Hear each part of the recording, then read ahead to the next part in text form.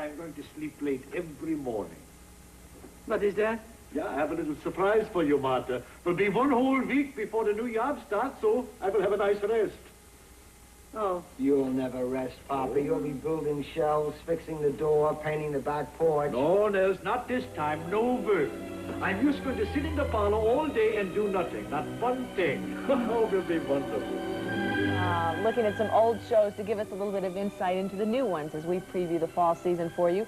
I'm Lisa Gibbons. Welcome back. And I'm Rob Weller, and that was a scene from Mama. A lot of people used to say, I remember Mama, but the correct title is just Mama. That premiered in the summer of 1949, 10, 15 years before Lisa was even born. It was among 15 to 20 years before Lisa. It was among the very first generation of family-oriented shows. Over the years, the domestic series always centered around the home, the family, the female. Life almost always revolved around mother. Well, that was then, and this, as they say, is now, and things just aren't the same as they used to be. The big change in 1987 seems to be a heavier concentration on the domestic male. As Eric Burns found out, the focus this season is on the family of man. This year, a lot of men will be doing something that a lot of women used to do almost exclusively in the past. Run the home on television. Usually, when television portrays men as heads of households, it does so humorously, as if to suggest that men are inept at this kind of thing. And that's not true, is it? Do you think men are inept at being heads of households? You do? But we're not. I mean, look, we care about nutrition. Here, want some broccoli? What do you think? We care about cleanliness. If you don't want the broccoli... Propose to Alice. Tonight. Well, congratulations. Yeah, congratulations. NBC's A Year in the Life is about a middle-class family in Seattle, Washington. Richard Kiley plays the family patriarch, Joe Gardner. There are no good guys or bad guys on this show. There are no heavies, and there are no heroes. It's really more than a year in the life. It's a lot of years in the life for a lot of people. A lot of people will be living under the same roof in ABC's Full House. What's with all the dirty baby clothes? I'm sorry, but every time we fed her, she'd drool or dribble or spit up. Your baby's a pig.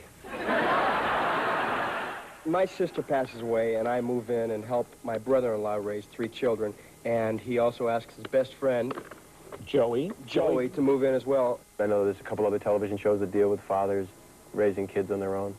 I just think it's happening out there. One of those other shows about fathers raising kids on their own is ABC's I Married Dora, in which the father tries to solve his kid-raising problems by marrying Dora, his Salvadoran housekeeper. I now pronounce you man and wife. You may kiss the bride. Okay.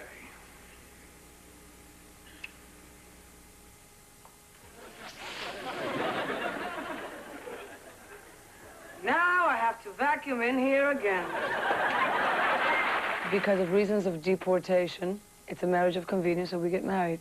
And his life becomes very difficult, hopefully. Or difficult hopelessly. Take NBC's My Two Dads, for example, in which the problems of single parenthood are doubled. We had a meeting. Neither of these two men knows who is the father of this girl. Dad? Yeah. Just checking. Thirtysomething from ABC has a cast of characters whose ages are 30-something and whose concerns are life, love, and being parents. Babysitters? Can we talk about it later? That good. We're never going to have a babysitter. We're never going to leave this house. We're never going to have a life until she's 30 and she can babysit for us. There are those people, I think, that will watch it who enjoy seeing realism. There are going to be those people that say, man, this is like life, you know? I don't want to turn on the television at 10 o'clock and see life. I want to turn on the television at 10 o'clock and see corporate tycoons in amazing outfits. The Odd Couple meets Rhoda. That's how we might describe CBS's Everything's Relative, in which 2 bachelor brothers share a New York apartment. So how'd it go with you last night, huh? Did you explore the mysteries of womanhood? My date didn't work out. I came home early and explored the mysteries of laundry. Okay. But this one sounded real good from a read in the personals. Ah, yes. Pretty as a picture. Happy as a lark. free as the wind. And in real life? Bold as the hills, flat as a house, barked like a dog. But as we said earlier, TV is not treating household-heading men this year entirely in a humorous manner. Some shows, in fact, and some actors are taking men very seriously. I don't think the world can pull itself together until families are able to do that, they're able to function with love and understanding and compassion.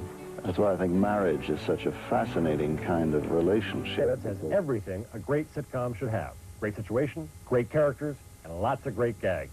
Now we have Full House. Now, how do you feel about a father who would bring in a rock and roll, long-haired character and a stand-up comic to help him raise his 3 motherless children? There are a lot of diaper jokes and a lot of smart-aleck kids in this, and I don't like this show. I Married Dora is the end of the line for family sitcoms. They've tried everything, and now they're trying a felony. 30-something is a bore. It is a bore. All these people do is sit and whine and wallow in self-pity. They have no joy in themselves at all. It's just terrible. I can't believe I sat there for a whole hour and watched a show with people whining and worrying about getting a babysitter for an hour. Oh, please, come on.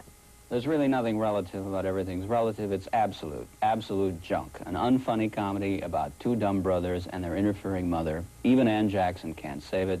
You forget it even as you're watching it. It's gone.